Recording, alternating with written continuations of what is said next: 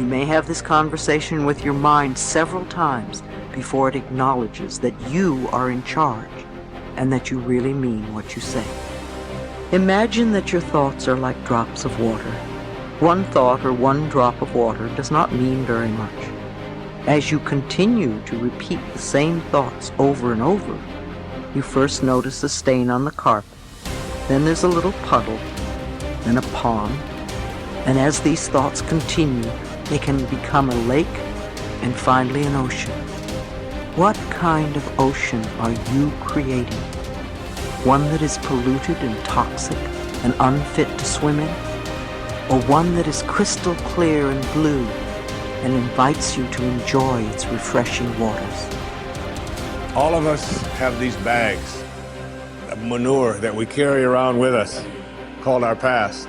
And the people who have done things to us and the events and the circumstances, all of this stuff that we use and we bond to.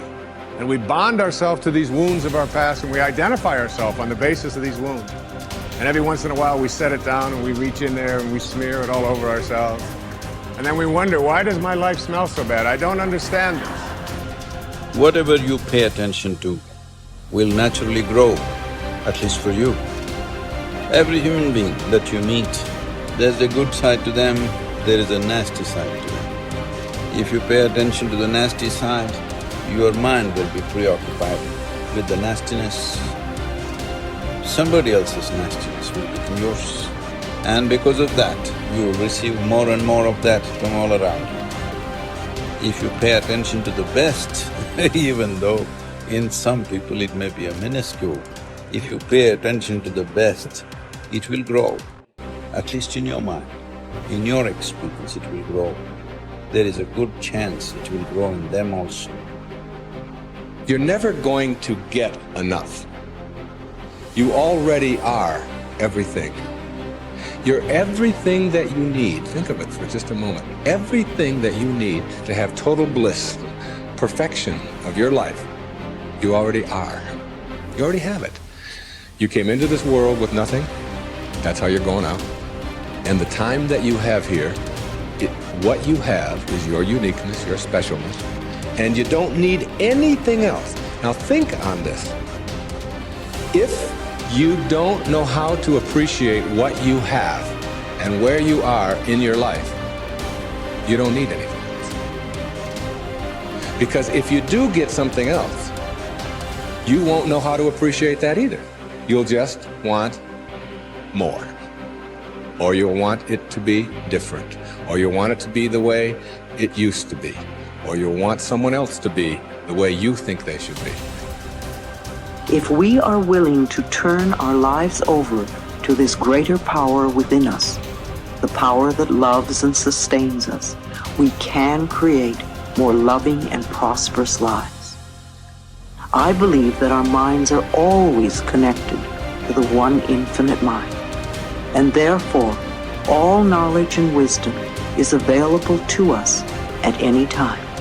Nobody changes until they change their energy. When you change your energy, you change your life. See, it has nothing to do with the external activity that you're doing. It's got something to do with the internal systems as to how they're functioning. Essentially, it means neither your body, nor your mind, nor your chemistry, nor your emotions, nor your energy are taking instructions from you. They're doing their own thing. Once your machine is not in your control, being peaceful is impossible. I'll tell you, you get into your car and now you go there and you want to turn this way. You do this to the steering, it goes this way. Can you peacefully drive this car? Can you? No. Anxiety is natural, isn't it? This is what has happened to your vehicle. It's out of control. You've never done anything to find out where the steering wheel is, first of all. This is not that simple as a car, this is a super computer. Now the problem is most people have not even bothered to find the keyboard. They think if they do this, somehow it'll work. When you're given such a highly sophisticated machine, if you do not conduct it properly, it will cause many problems to you. By accident it's working. I want you to know this is made this way. If you hold your hands like this, it'll breathe one way. If you just turn it around, the very way you breathe, the breathing pattern itself changes in your lungs. You can try it if you want when you have the time. This way, this way. I'm saying everything that you do, fundamental changes are happening in this machine because it's such a sophisticated machine. It's more than a touch screen. If you just wish it, it will happen. When you have such a sensitive and sophisticated machine and you are operating like a blacksmith, then being peaceful seems to be difficult. Peace is not the highest goal in your life, it is the most fundamental requirement. Don't ever set peace as the highest goal. If you do that, you'll only rest in peace. You must see, to be peaceful is the first thing in your life, isn't it? If you want to do anything sensibly in your life, if you want to conduct any situation in your life sensibly, to be peaceful and happy is fundamental. All improvement in your life begins with an improvement in your mental pictures. We know that because of the law of correspondence, that your outer world tends to be a mirror of your inner world. This means that what you see on your outside, what you see in your relationships, your health, your work, your customers, and so on, tends to be a result of the pictures you have inside. We also know that your self-image controls your performance. Because the way you see yourself and think about yourself inside determines how you act on a day-to-day basis. If you see yourself and think about yourself as an extraordinary person, if you see yourself as a success, if you see yourself as happy, positive, confident, in control, if you see yourself as a loving parent or spouse, you will act that way toward others. So therefore, all improvement in your life begins with an improvement in your mental pictures, with you consciously and deliberately selecting the pictures that you're going to allow your mind to dwell upon. And that word dwell is terribly important. When you dwell upon a picture, your subconscious mind, just as with affirmations, accepts the picture as a command and goes to work to bring that picture into your reality. It's the most phenomenal thing. Your subconscious mind controls your reticular activating system or your reticular cortex as well. The reticular activating system is very interesting. It's a small part of your brain. It's like a switchboard in your brain that controls all incoming impulses.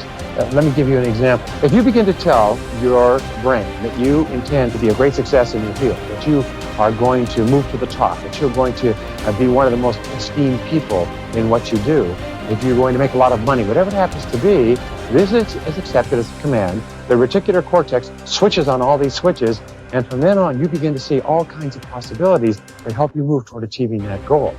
Why is it that successful people move so rapidly toward achieving their goals?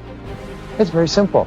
It's because they're thinking all the time, and as a result of thinking about what they want, they see all kinds of opportunities around them to achieve them. The average person doesn't even see, because the average person is so worried about how little money they have and how much their bills are, all the problems are, and the more they think about those things, the more they get them. Men and women with clear values, who are living their lives consistent with their highest aspirations, are those who have a deep sense of self-confidence and well-being.